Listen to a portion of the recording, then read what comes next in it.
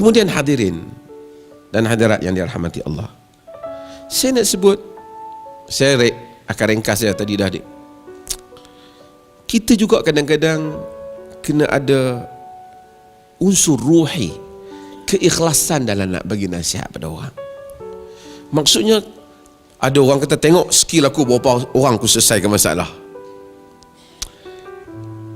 Skill satu hal, tapi kita bila bagi nasihat, kita harap yang pertama Tuhan bagi pahala kat kita, dia dapat buat sesuatu yang baik.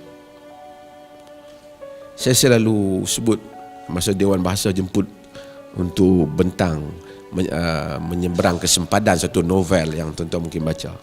Tapi saya sebut kepada penulis-penulis novel, kehidupan bukan novel. Kehidupan bukan novel. Novel, tuan-tuan, ramai novel, penulis novel lebih kaya daripada penulis buku kaunseling tau. Ramai orang perempuan ni cukup suka baca novel, teriak-teriak ni, macam menangis-nangis. Padahal kawan tu tulis masa tengah makan ya.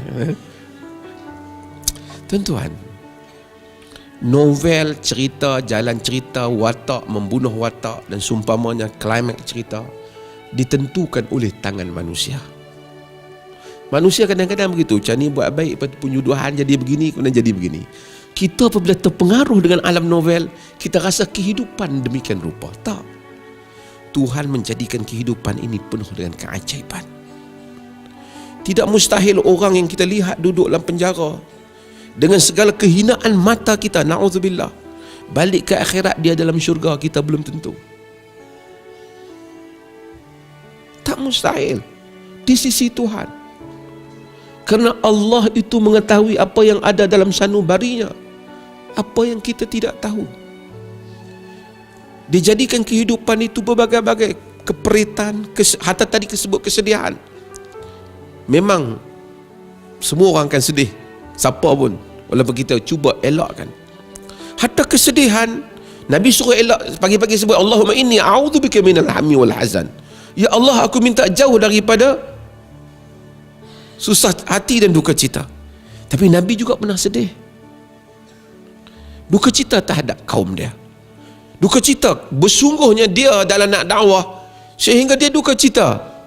Allah kata tentang fala'allaka bakhi'un nafsaka ala atharihim illam yu'minu bihadzal hadisi asafa. Perkataan bakhi'un berat, siapa ikuti tafsir saya, boleh jadi kamu nak memusnahkan dirimu wahai Muhammad, kerana mereka di atas apa yang mereka tidak mau beriman dengan Quran. Quran kata dalam lain tempat lain, Allah fala tadhhab nafsuka alaihim hasarat.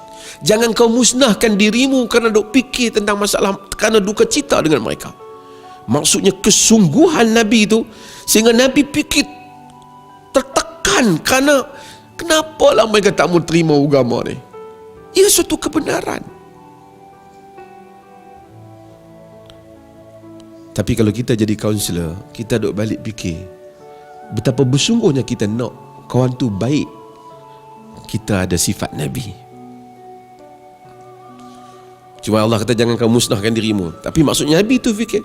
Sehingga pada akhir hayat baginda sallallahu alaihi wasallam, masa hajjatul wada', semua orang duduk ada, Nabi tanya, innakum mas'uluna anni, innakum tus'aluna anni, fama antum qailun.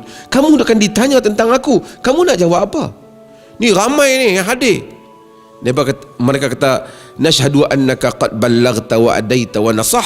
Kami menyaksikan bahawasanya engkau telah menyampaikan, memberi nasihat, menunaikan amanah dan memberi nasihat. Nabi kata, Allahumma syahad, ya Allah saksikanlah yang aku telah buat tugasan ini. Untuk sampai ke makam ikhlas di dalam tugasan. Sehingga kadang-kadang dalam tugasan itu, keikhlasan itu, Allah ada menegur Nabi sallallahu alaihi wasallam. Allah tegur peristiwa. Ingat tak peristiwa orang buta yang datang kat Nabi? Abdullah ibnu Ummi Maktum.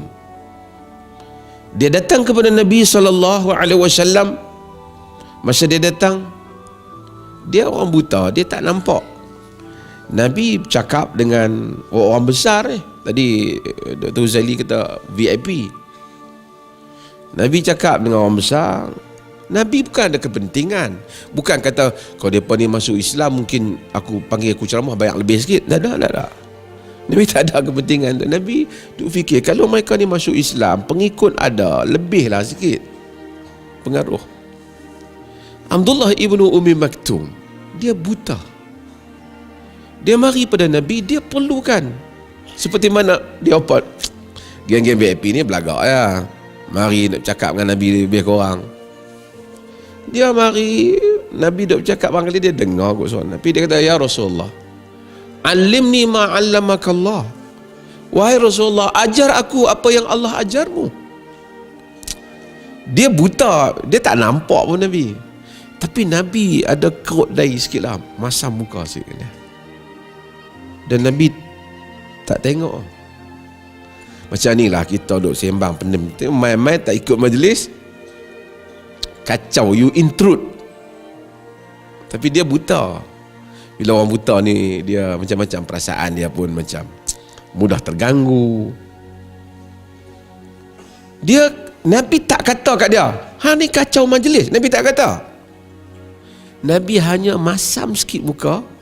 Abbas ni, Nabi bukalah tarik muka macam kita kan. Dan Nabi tak ingat dia.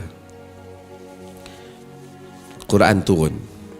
Abasa wa tawalla an ja'ahu al-a'ma wa ma yudrika la'allahu yazakka aw yadhakkaru fatanfa'ahu zikra amma man istaghna fa anta lahu tasadda wa ma 'alayka alla yadhakka aw amma man ja'aka yas'a wa huwa yakhsha fa anta anhu talaha kalla.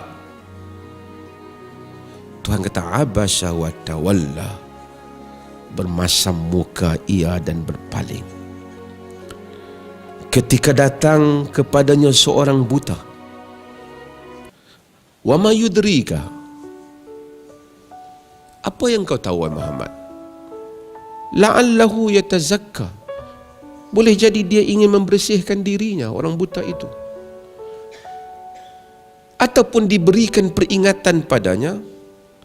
Fatanfa'ahu zikra, kemudian peringatan itu memberi manfaat kepadanya.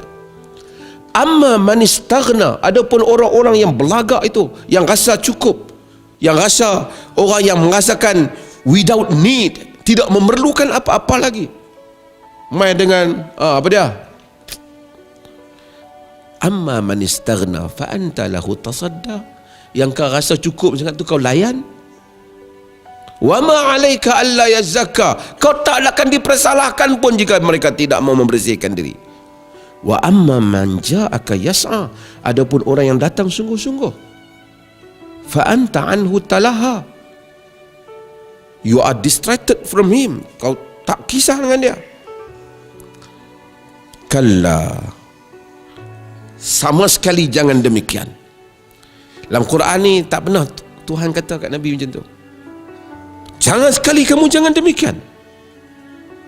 Kalla innaha tadhkirah, jangan demikian, ini satu peringatan. Tuan-tuan, selepas berlaku ini, Abdullah ibn Ummi Maktum, dalam sebahagian riwayat, bila dia datang, Nabi kata, marhaban fi man atabani rabbi fihi, selamat datang wahai orang yang Tuhanku telah memarahiku kerananya. Pertama, menunjukkan Quran tu memang daripada Allah lah. Kalau daripada Nabi, Nabi tak buatlah surah yang dia kena kan. Tetapi tuan-tuan lihat bagaimana melayan manusia yang bermasalah, yang memerlukan. Nabi tu, Nabi tak ada kepentingan, tapi oleh kerana Allah, orang buta ni kemudianlah Allah tidak menilai pada zahir dia buta ataupun dia ni berkedudukan, tapi Allah menilai orang yang inginkan kepada petunjuk. Ini menjadi masalah kepada saya dan kepada kita semua dalam melayan manusia. Mungkin kita rasa kita dakwah ni, Masya Allah, semua geng-geng VIP belakang sama dengan dia. Mungkin Tuhan tak suka. Tuhan tak suka. Itu Nabi yang tak ada kepentingan. Kita ada kepentingan. Mungkin Allah suka dengan orang biasa, banduan, orang kampung yang datang nak mengadu masalah. Itu yang datang ingin menyelesaikan.